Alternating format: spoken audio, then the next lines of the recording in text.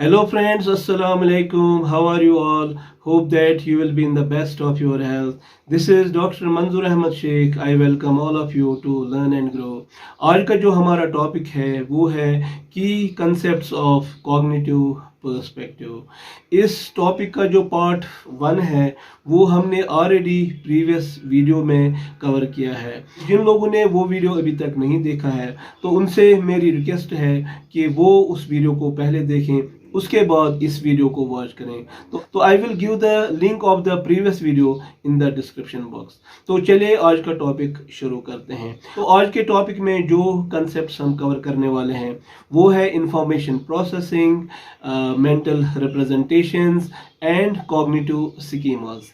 तो चलिए अब हम इन कंसेप्ट्स को वन बाय वन डिस्कस करते हैं। तो कॉग्निटिव साइकोलॉजिस्ट्स का जो कंसर्न है वो है to study and understand the internal mental processes like memory, perception, attention, problem solving, creativity, decision making and the like.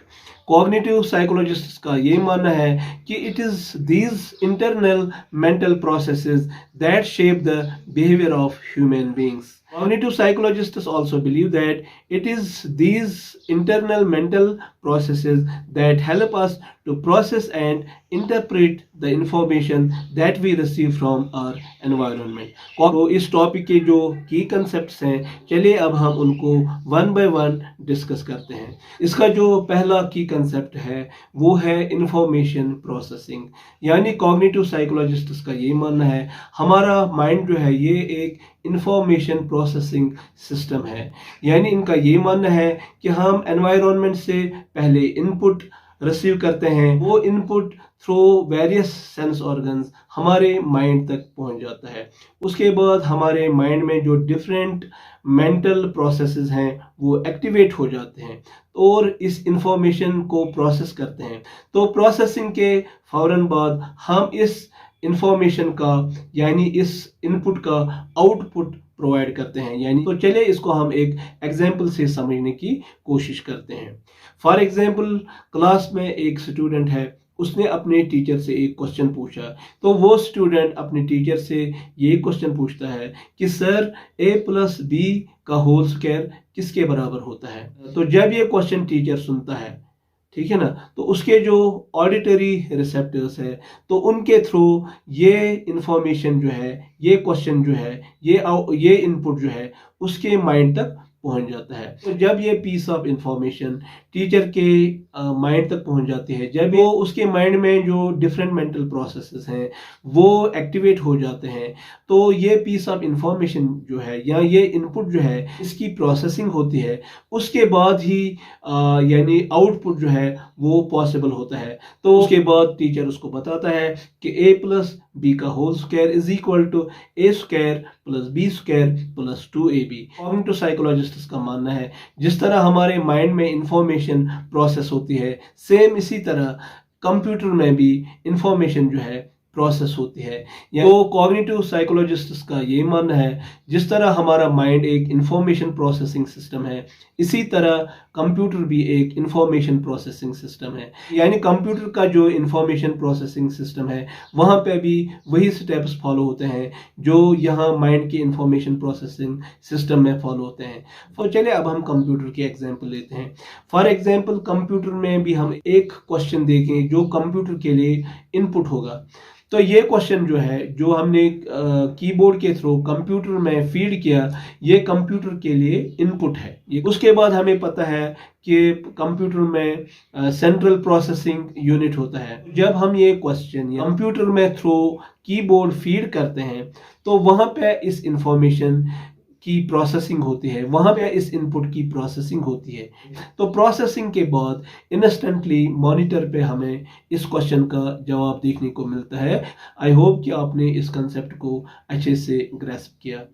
तो चलिए अब हम दूसरे कंसेप्ट के बारे में बात करते हैं। दूसरा कंसेप्ट जो है वो है मेंटल रिप्रेजेंटेशन। इस दुनिया में जितनी भी चीज़ें हैं, चाहे वो लिविंग थिंग्स हों या नॉन लिविंग थिंग्स हों, तो हम अपने माइंड में हर एक चीज़ के बारे में एक मेंटल रिप्रेजेंटेशन डेवलप करते हैं। हम हर एक चीज़ के बारे में अपने माइंड में एक मेंटल इमेज डेवलप करते हैं। तो ये मेंटल रिप्रेजेंटेशंस जो हैं ये हमें चीज़ों को आइडेंटिफाई करने में और चीज़ों को ऑर्गेनाइज करने में मदद देते हैं। तो चलिए हम मेंटल रिप्रेजेंटेशन का जो कंसेप्ट है इसको एक एग्जांपल से समझने की कोशिश करते हैं। For example, dog is a furry animal, यानी डॉग एक फर्री एनिमल है। इसके अलावा डॉग की 4 टांगे, एक टेल और एक स्नाउट होती है। Snout means the pointed nose and mouth of the dog, ठीक है ना। तो ये डॉग के कुछ मेन फीचर्स हैं। ये इन्हीं मेन फीचर्स से हम डॉग के बारे में एक मेंटल रिप्रेजेंटेशन अपने माइंड में डेवलप करते हैं, एक मेंटल इमेज अपने माइंड में डेवलप करते हैं, ठीक है ना। Since we know there are different breeds of dogs, यानी डॉग्स के बहुत से अकसाम हैं, बहुत से ब्रीड्स हैं, तो हमें ये भी पता है कि ये डिफरेंट ब्रीड्स ऑफ डॉग्स जो हैं अगर वो इन टर्म्स ऑफ अपीयरेंस एक दूसरे से डिफरेंट है, लेकिन उन सब डॉग्स में ये मेन फीचर्स जो मैंने अभी कोट किए ये उनमें कॉमन है। तो इन मेन फीचर्स के बेसिस पे हम डॉग के हर ब्रीड को आइडेंटिफाई और क्लासिफाई कर सकते हैं, ठीक है ना। तो ये था मेंटल रिप्रेजेंटेशन का concept. Now let us switch to third and last concept, that is cognitive schemas. तो cognitive schemas are basically mental frameworks, mental structures which enable us to organize and make sense of the new information. तो चलिए इसको हम एक example से समझने की कोशिश करते हैं।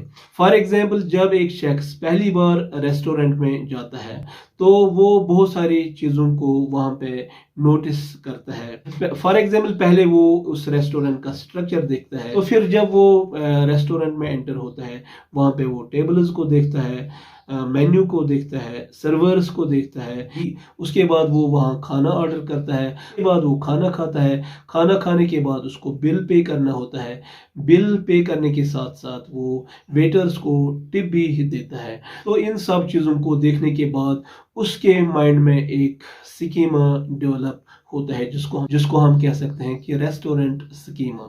तो कुछ टाइम के बाद ये शख्स एक और रेस्टोरेंट में जाता है। तो जब ये रेस्टोरेंट में दाखिल होता है तो इसको वहाँ पे कोई वेटर्स देखने को नहीं मिलते हैं। तो मालूम करने पे उसको पता चलता है कि यहाँ पे self service ordering system in place है।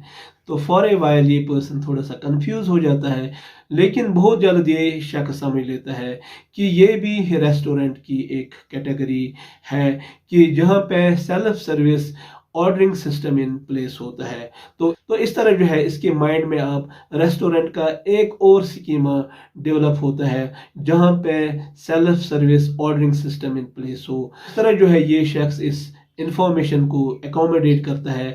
तो ये शख्स इस तरह समझ लेता है। तो रेस्टोरेंट्स 2 तरह के हो सकते हैं।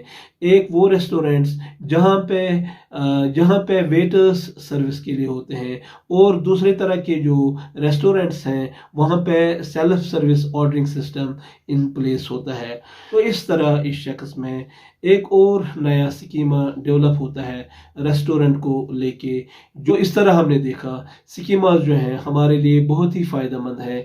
ये हमें चीज़ों को आइडेंटिफाई करने में मदद देते हैं, ये चीज़ों को हमें ऑर्गेनाइज करने में मदद देते हैं, ये हमें गाइडेंस प्रोवाइड करते हैं, ये हमें नए चीज़ों को मीनिंगफुल बनाने में मदद करते हैं। आज के लिए बस इतना ही। अगर आपको आज का टॉपिक अच्छा लगा, इंफॉर्मेटिव लगा, तो एक लाइक ज़रूर कीजिएगा।